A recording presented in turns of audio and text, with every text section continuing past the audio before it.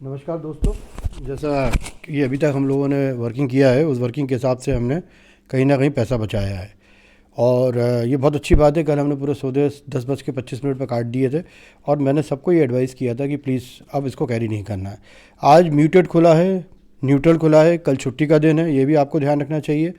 और अभी हम अगर ऑप्शन चेन देख रहे हैं निफ्टी 50 की, तो ऑप्शन चेन में भी हमें लग ही रहा है कि अगर जिसने कल पोजीशन रखी होगी वो आज 10 से 15% लॉस पे खड़ा होगा।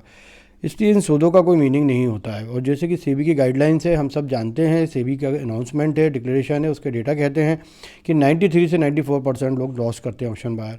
तो मेरा भी यहाँ ऑब्जेक्ट यही है कि मैं उनको किस तरीके से लॉस बचाने में मदद कर सकता हूँ और उनको प्रॉफिट की तरफ ले जा सकता हूँ।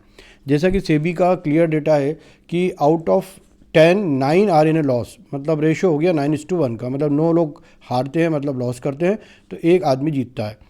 इसको हम अपने ऊपर एप्लीकेबल करेंगे और इस फिलॉसफी को हम एम्बाइब करने की कोशिश करेंगे कि हमारे 10 सौदों में से 9 सौदे लॉस में जाते हैं, एक सौदा as a option buyer profit में जाता है। इसकी वजह से हम लॉस में रहते हैं। तो हमें काम किस पे करना चाहिए? हमें नो पे काम करना चाहिए। तो जो नो हमारे लॉस वाले सौदे हुए हैं, हमें उनमें जो गलतियां उसको नहीं दोहराना चाहिए। हमने अभी तक वही काम किया कि हमने जो लॉस होने के जो रीजंस होते थे हमने उस पर काम किया और हमने सौदा रखे ही नहीं। कल छुट्टी का दिन है, हम और कॉन्शियस होकर चलेंगे। आज अगर ड्रॉप होता है प्राइजेस इसके प्रीमियम, तो हम उसका इंतज़ार करेंगे। और जो कि लगातार ड्रॉप होते ही नज़र आ रहा है, मार्केट कहीं ना कहीं नीचे की तरफ है। लेकिन ये एक अच्छी चीज़ है कि मार्केट नीचे की तरफ है, यहाँ से एक अपॉर्चुनिटी हमारे लिए बनती है। अब पीसीआर हमने देख लिया 1.08 है, तो आप लोग भी देखना सीख लीजिए। पीसीआर आप लोग दोनों देखिएगा। एक आप पीसीआर देखिएगा जो आपका ओआई बेस्ड होता है, उसमें हम 1.13 देख रहे हैं, और एक पीसीआर देखिएगा जो वॉल्यूम का होता है, उसमें हमने 1 देख रहे हैं। तो दोनों के अंदर क्या हो रहा है कि जो मैनेजमेंट चल रहा है पुट और कॉल वालों का, वो सिर्फ प्रीमियम कमाने के लिए चल रहा है। तो ऐसे में हम एज ए ऑप्शन बायर उनको पैसे क्यों दें? हम चंदा देने के लिए तो बैठे नहीं है ना।